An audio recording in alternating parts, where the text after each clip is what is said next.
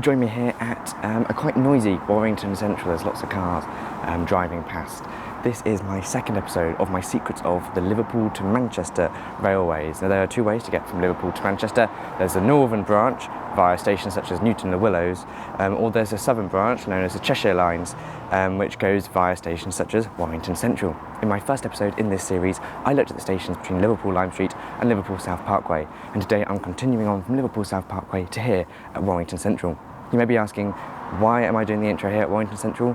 It's because today I'm doing this backwards. The way that the timetables worked, if I started at Liverpool Lime Street and worked my way up, it would have taken me about double the amount of time that it would have if I started here at Warrington Central. The timetables just did not line up for my arriving East Midlands Railway service. So I was sort of forced to start here at Warrington Central and head back towards Liverpool South Parkway. So we're going to end the video at Liverpool South Parkway whilst ticking off the 6 intermittent stations in between and looking at some of the facts which you may not have known about regarding the 6 stations between here at Warrington Central and Liverpool South Parkway. That includes Warrington Central. There's 5 stations in between technically, but one of them only gets 4 trains a day, so that's going to be fun. Anyway, starting off here at Warrington Central, let's have a look at some of the facts which you may not have known about Warrington Central.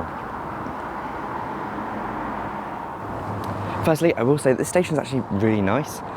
It's quite quiet today, and I mean, even though the road's quite loud, I mean it's quite quiet as in there's nobody here. There is Warrington West, which we'll have a look at in a little while, but also Warrington Sankey, which is on the West Coast Main Line, has Avanti services to Euston and up to Glasgow and Scotland, and yeah, a lot more intercity services. This station here is just on the Liverpool to Manchester line, so it sees a lot of services to Liverpool, quite a few services to Manchester, and then some transparent express services towards Cleethorpes and other destinations. So it sees a much more, I guess, regional based passenger service compared to the other Warrington station of Sankey, which sees a lot more intercity services. Now the station was opened in June 1873 for goods only. Passenger services were finally added in August. It's also worth noting that the station was originally just called Warrington. It was the first station here in Warrington, and it was the only station in Warrington until 1875 when the Warrington Central suffix was added. The station has only had 2 platforms. Even though some services do terminate here, we'll get into the service pattern shortly, there are and have only ever been 2 platforms here, and they remain today. There's been no bay platforms or anything like that. The station has only had 2 platforms. Now in 1983, the station got a new station building. Although the original station building still survives to this day, it no longer plays a huge railway role. If you want to enter the station, you go through the new station building, which was built in the 80s. I think it's been refurbished several times. Lifts were added to the station in 2008, and further refurbishments have since occurred at the station.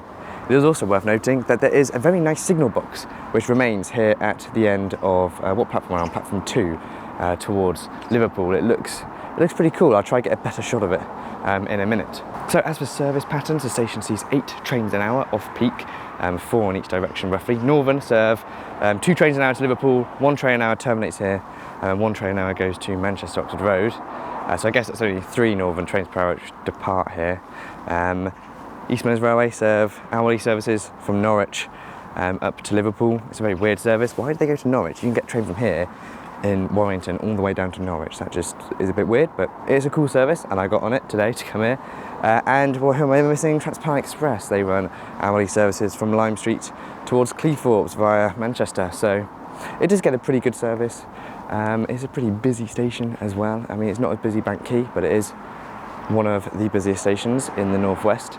But yeah, I like Warrington Central. I prefer it over Sankey. It has much more character and charm, and you don't have a massive industrial plant right outside the station like Sankey does.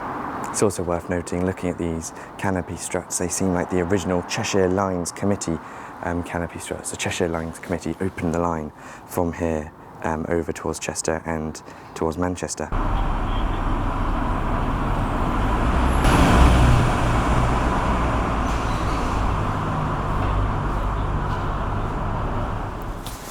Now move to a bench somewhere in Warrington to talk a little bit more about the town of Warrington itself. Warrington as a town is actually the largest in Cheshire, in the ceremonial county of Cheshire, with 210,000 people calling Warrington home, and 175,000 in the actual town itself. And it was a new town in 1968. The town has played a pretty important role in British history, including in the English Civil War, the Battle of Warrington Bridge, in the Industrial Revolution, and in World War II at Burtonwood RAF base, which we'll talk about at Warrington West. The town still has somewhat of an industrial role. Unilever had a factory here until 2020, and Ineos have a plant here where they make silica. But of course, deindustrialisation has meant that factories like the Unilever one have closed, a lot of people have lost their jobs, and the economy of the town is slowly moving towards a more service-based economy. The station is located very close to Warrington Bus Station.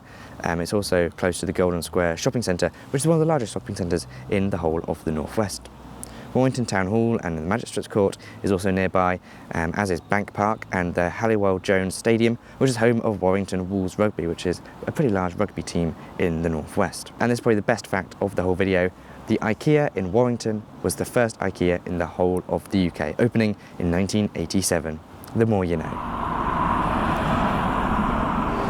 And as that very noisy East Midlands Railway train just pulls in here, my train to the next station of Warrington West is pulling in now.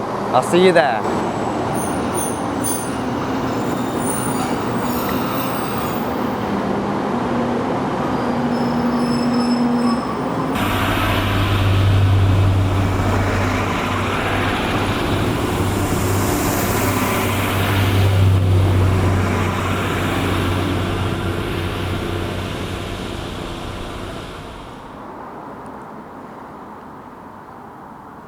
Hello, you join me here at Warrington West. Sorry for the dodgy angle. There's like nowhere I can put my camera apart from this wall, which is quite low down, so the angle is not the best. But yeah, this is one of the newest stations. I think it is the newest station on the Liverpool-Manchester line. But yeah, it's one of the newest stations in the UK, opening in December of 2019. The station was approved for construction in 2015, costing £4 million. And the whole point of building this station here was to replace another station, which we're going to go to in a moment. Now that station is still open, that is Sankey for Penketh. But the reason this station was built is because there's a bunch of new houses which were built around here, and they wanted to build a station here for all those new houses. Basically, Sankey for Penketh and Warrington West are in a sort of parish area called Great Sankey, and this station is far better located in the centre of Great Sankey than Sankey for Penketh, which was sort of located in a cluster of houses built in the 70s and 80s, but this station is built near far more houses and built much more recently, so this has a much greater population outreach. And Sankey for Penketh station is only about a 10-minute walk from this station, so if you were right next to Sankey for Penketh, you're still quite close to a railway station. The station itself, as new stations go, yeah, it's okay. I mean, it's got like accessible lifts, and the station platforms are quite long, and it's got shelters. I think it has a station ticket office up there. I'm going to go have a look to see if that's open. But yeah, as far as new stations go, it's decent. Now the station gets 2 trains an hour in each direction by Northern, and this is supplemented by some peak time Transparent Express services. And I think on Sundays all the Transparent Express services stop here because Northern only run an hourly service. So that means it still gets a half-hourly service even on Sundays. It is worth noting that this whole area of Warrington West and the housing estate and all this was part of an old airfield. RAF Burton Wood was an airfield which the United States used after World War II during the Cold War. I believe it closed in the early 1990s after the Soviet Union collapsed and the Cold War ended. So this airfield was no longer needed by NATO, and thus it was closed and developed. I believe the M62 is now where the runway used to be, and the airfield was so big that it encompassed all of this area, and there's a plaque inside the station which says this is where RAF Burton Wood, some of the buildings stood. So yeah, apparently at some point this was part of an airfield, but I mean the railway was always here, so I wonder if this was just not part of the main airfield but part of some other like barracks or something. But yeah, this has a very big airfield history to it. So I did mention Sankey for Penketh, the less conveniently located station. So we're going to walk there now. We're not going to get a train there because the trains are only in the peak times. I have a feeling it'll feel just like an abandoned station. Nobody will be there unless they're quite early for the train. They're about 6 hours early. So let's walk to this sort of abandoned, sort of mothballed station. This seems like quite a substantial building actually. Yeah, it's quite impressive for a new station. And it looks like I have to leave through here as well. Gets a very good ticket office opening hours, and what's that? That must be the first train to the last train. Even on a Sunday, 8 till 11 is pretty decent. This looks promising, this looks promising. I can see a station, I can see some stairs. We made it to Sankey for Penketh. Okay, this is really cool. I'm not sure how much you can see of this. It's an original Cheshire Lines Committee trespass sign. What does it say? Well, the law is from 1898 and 1878. So this sign is quite old. That is a cool piece of history. See, that's the sort of thing that you can't find online. You sort of just have to know about it. And actually there's one on this side as well. We'll go have a look at that too. Interesting that they call it Sankey, even though I believe the full name is Sankey for Penketh. There are these signs here for directions to Warrington West, and these are quite modern signs. Trains to Liverpool down here. Let's go see what this place is like. 4 trains a day. Why is this car park so busy? Who is using it? Also, let's find, where are we? Early morning, Sankey for Penketh, where is it? There it is, 7:28 to Warrington Central, and then there's another early service, what is it? 7:48 to Liverpool, and then if we look in the evening, there is like a 5 p.m. one somewhere. It's on this one. And there it is, 5:28 there to Warrington Central, and this one is at 5:48 to Liverpool Lime Street. So you can commute here, and that looks like it's been locked out of use for quite a while. There's no signs here saying that this station doesn't get a service anymore. I don't believe that that is true. If the ticket office is open, it should be open now, and I can't get in. And that was in February 2024. Hello, you're doing it for Sankey for Penketh. Precariously balanced on a pretty broken wall. There's quite a few things to note about this station. Firstly, the car park, which I sort of mentioned. I think it still gets used by school children. There were school kids, sixth form they looked like, and they were going parking up here and then I guess walking to college or school or whatever. Obviously there's nobody here. There is no train for like 6 hours. There's no information to say that this station only gets like 4 trains a day. It's weird. You would have thought there might have been a sign saying, oh, by the way, if you're not here to catch the 4 trains a day, walk like 15 minutes in like that direction, and then you get a station which gets like 4 trains an hour. Nothing to say that. And then there was a poster saying that the ticket office was still open from 7 a.m. to 2:30. It's not, because there's no ticket office here now. The whole building's been abandoned. I might bring that up to Northern actually, because that poster was pretty modern. It was only a year old. So unless the ticket office was still open a year ago, despite only having 4 trains a day, then I don't know, that's weird. And thirdly, I got one of these, which is a promise to pay ticket. I do have a valid ticket, so maybe I'm being illegal by printing one of these, but I just wanted to get a ticket from Sankey to Warrington West without paying for it. So this is like a thing, and then whenever I like tell somebody that, oh, I wanted to pay in cash or something, I've got this ticket, but I do have a valid ticket, so I'm gonna store that somewhere. But yeah, this station is a sorry state at the moment, and of course it used to get much higher frequency. I think it was an hourly service between Manchester and Liverpool. That's obviously now been dropped to 4 trains a day. The station itself, here at Sankey, opened on the 1st of May 1874 as just Sankey. Oh, the announcements are still working. But yeah, it only gained the Sankey for Penketh suffix in 1904. The station received major upgrades actually in May 2013 with new announcements, PIS systems being installed. In 2016 they got new shelters over there. Like, it's a pretty up-to-date station really, and obviously it had a ticket office. It was pretty well manned, so overall, I mean, there's a bus over there, so clearly it gets a decent bus service as well. So yeah, it wasn't like a bad station. It was just in an inconvenient location compared to all the new houses which were being built along the line. The station still saw services to Manchester until December 2023 when they were finally withdrawn. So I believe the services, the peak time services to Warrington used to continue on to Manchester, but now they only terminate at Warrington, which is kind of sad. But yeah, you can't get from Manchester to here anymore. You can get from Warrington and Liverpool to here, but not Manchester. So passenger figures were as high as 123,000 for the year. Now Warrington West is pretty similar, it's about 150,000, so it's pretty similar passenger figures to what was before. But this 123,000 passengers a year has significantly dropped, as you might expect here at Sankey, to just 1,300 a year. I mean, that's still like a few people a day, so they're probably still like 2 people which happen to live here who are still commuting. But yeah, there's not much to say about the station apart from that. Apart from it did have a goods yard, and I believe there's some like modern houses just out here, and the car park which is built on the former goods yard. So I guess that's interesting to know. Also worth noting, to the right there is an original station water fountain. I believe that on a lot of the station buildings here that the Cheshire Lines Committee built, they all have a very unique and pretty famous look to them. You can spot a Cheshire Lines Committee building thanks to their striking like two-storey layout, and then the canopy, like the struts for the canopy. They're very recognisable buildings, and they all have, seemingly all have, this like water fountain thing too, which is kind of cool. Right, now it's time to leave Sankey for Penketh. It's been cool coming here, a station which only gets 4 trains a day. Have I ticked this off?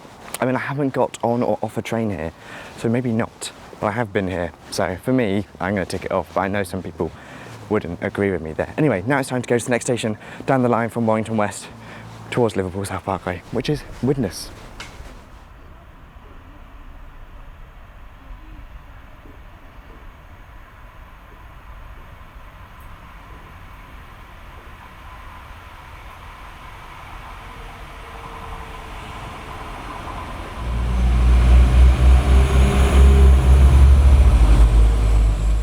You join me here in the station shelter here at Widnes, which is arguably one of the larger cooling points on the Liverpool to Manchester, Southern Cheshire lines.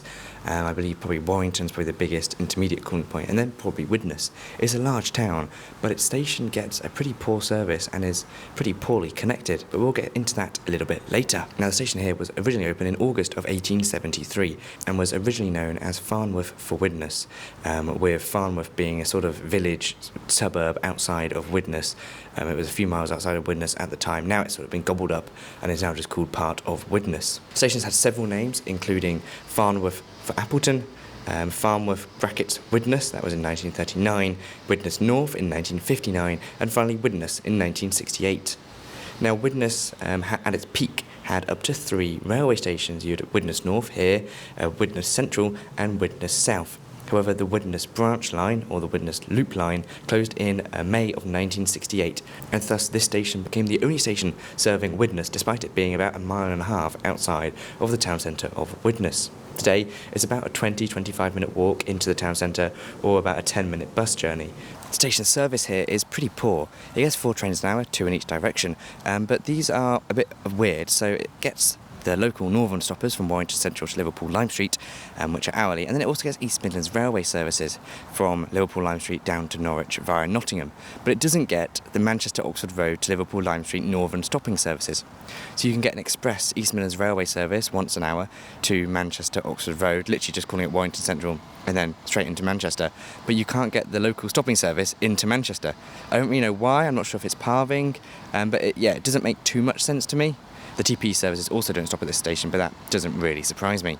Now, Widnes South, that was one of the passing northern services which I was just talking about. But yeah, Widnes South is a pretty big town. It's home to about 62,000 people, and was originally built off of the chemical industry in the Industrial Revolution. Still has some chemical plants, but a lot of them, like the rest of the UK, have suffered from deindustrialisation, and now the town is much more service-based in terms of its industry and economy. The station itself is located nearby to the River Mersey and the big silver Jubilee Bridge, which crosses between Runcorn and Widnes over the Runcorn Gap. It's quite a famous bridge, looks pretty cool.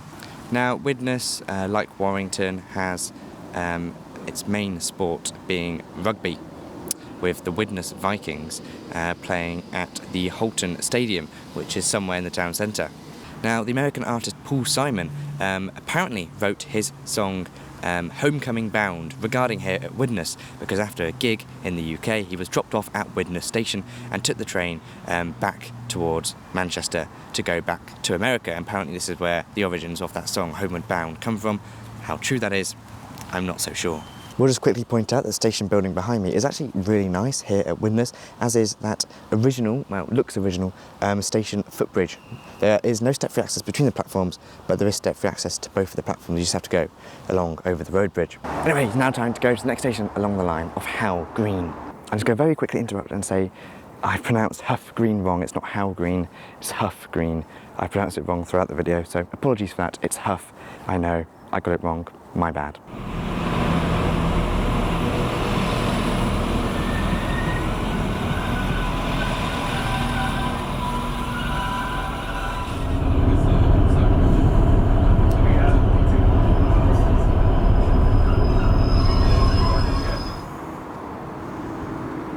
hello from Hough Green station. This is a rather quaint little station. I quite like it. There's not really too much to say about it, hence why I've only given myself 15 minutes for the turnaround time. But yeah, it's cute. It's got a very nice station building, and the waiting room on platform 1 just looks incredible. We'll go have a look in a second. But yeah, let me explore. I'll tell you a little bit more about the history of the station, but there's really not too much to say about it, if I'm being honest. I feel like I can't speak. It's so weird in here. It's like quiet, and then there's like mold, and it's not a nice waiting room actually. It's kind of depressing, but it's quirky, and it's cool, and it's original as well.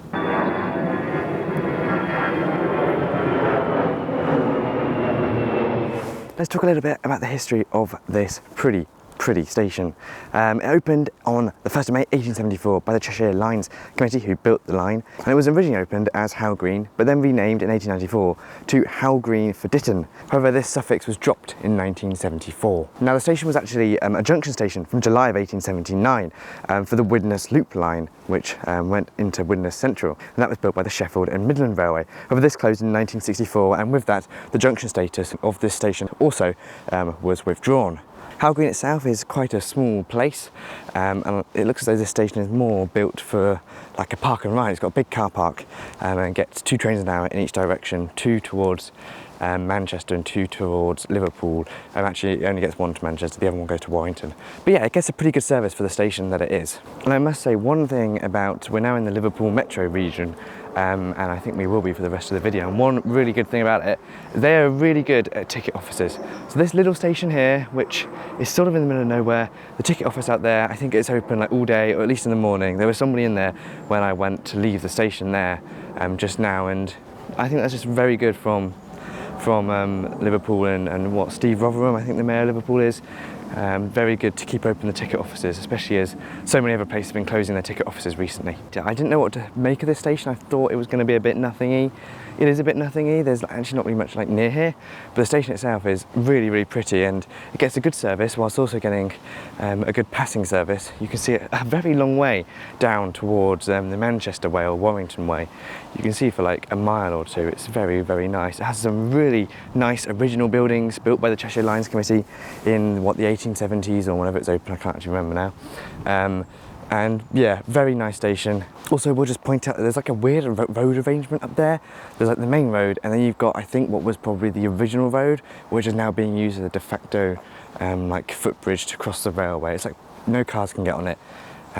It was a bit of a weird arrangement, but I guess it means that you don't have to walk along the main road, which is nice. But yes, sadly, it's time to leave Hough Green now and go to the next station along the line of Halewood.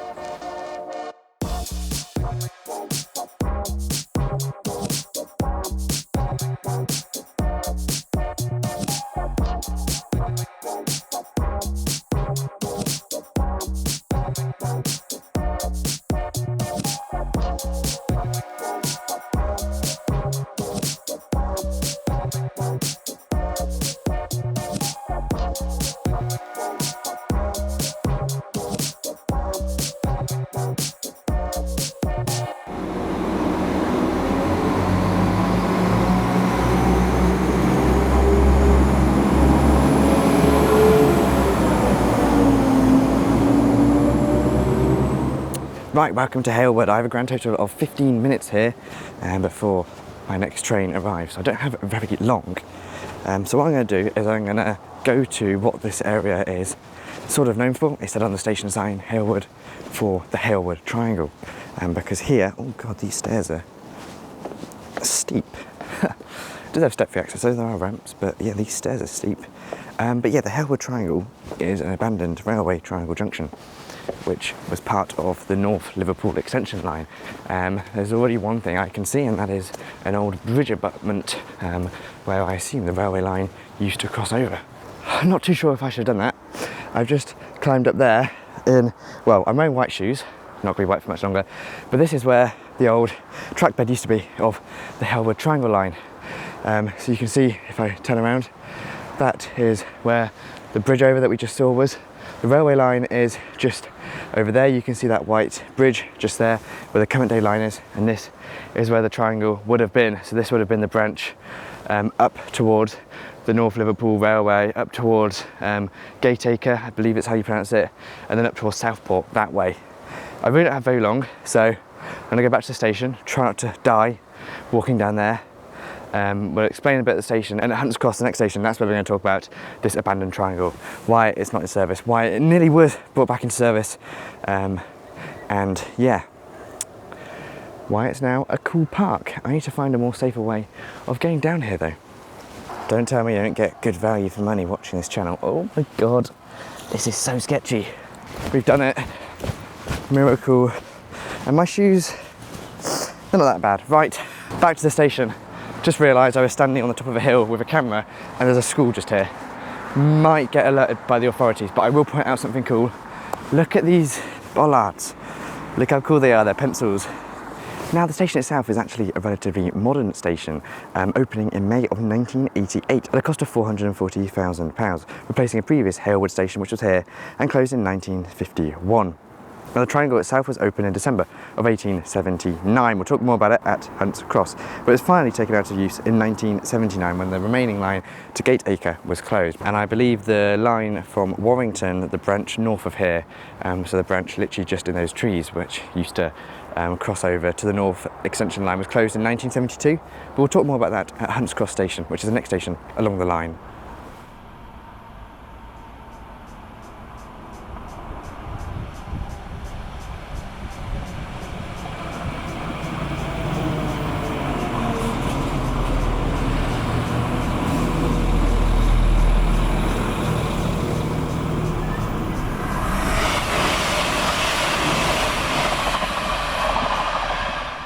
Now, after I jumped on the train to Hunts Cross, I managed to, for the first time ever, miss the stop. Hence, I had to jump out at the next stop of Liverpool South Parkway and change for a Merseyrail service back to Hunts Cross. To make matters worse, at Hunts Cross my microphone played up, so I have no audio from Hunts Cross, hence this voiceover. So let's have a little look together at Hunts Cross station. The station is an interchange station with Merseyrail and Northern services and opened in May 1874 by the Cheshire Lines Committee on the line between Liverpool Central and Manchester Central, being the only 4-platform station on the line, bar Liverpool Central and Manchester Central of course. Originally the station was a junction of the North Liverpool extension line to West Derby, Liverpool Docks and on to Southport, with the last trains running on this line in 1979. Merseyrail services were extended in 1983 to Hunts Cross from the previous terminus at Garston, with one of the former Liverpool extension line platforms being reopened to house Merseyrail services, with there originally being plans for Merseyrail services to be extended along the North Liverpool extension line to Gateacre, or even Warrington. Hunts Cross previously received a half-hourly service from Liverpool to Manchester until June 2006, when the frequency was cut to just 1 train per hour in each direction, and eventually this service was cut back to Warrington Central, not Manchester, meaning that Hunts Cross receives no direct trains to Manchester Monday to Saturday, although on Sundays it does receive an hourly service between Manchester and Liverpool. The station has recently received a new accessible footbridge, opening in August 2022, and currently houses the most useless automatic door in existence, going literally to nowhere. Hunts Cross does have a cross pedestal, which some people believe is how Hunts Cross got its name, which was erected around 1350 and still survives to this day.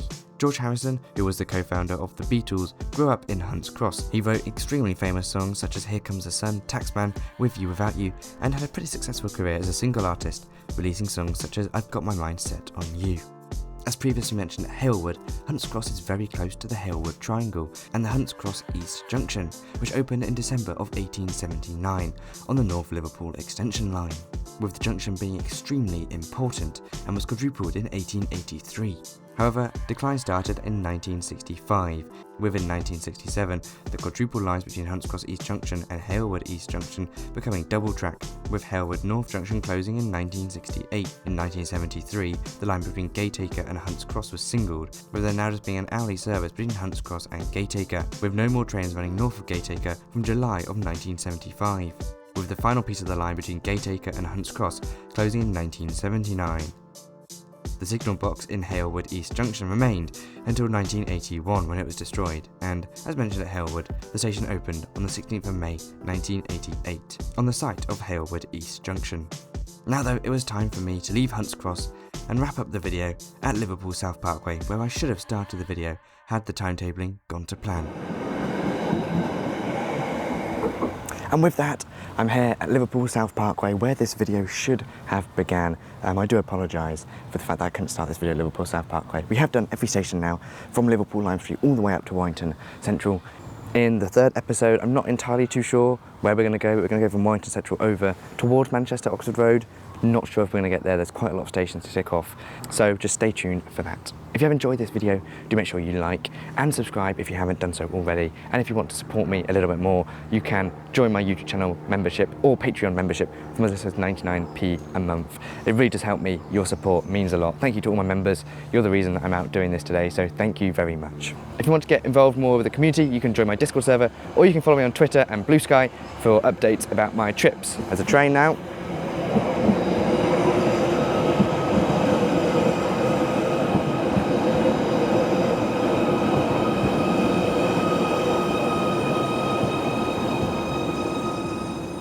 Once again though, thank you very much for watching the second episode of Secrets of the Liverpool to Manchester Lines. I'll see you in the next one. Goodbye. And a huge thanks to all my YouTube and Patreon members, including first class members Aaron Barry, Crispin McKee and JBNEL, Business Zone members Andrew Bowen, Anthony Harris, Anthony James Moore, ARK, Connor Gregg, Clive's Travel and Trains, Craig Mitchell 43, Daniel Burford, Dave CDF, Gordon Walker, JTeco, Lewis C21, NJTE, Real, Scott Wheeler, That Transport Girl, Train Life GB and Will Ho, as well as all my standard premium and standard class members. You can get your name on this list from as little as £2.99 a month, or support me from as little as 99p a month. All your support really does help, so thank you very much.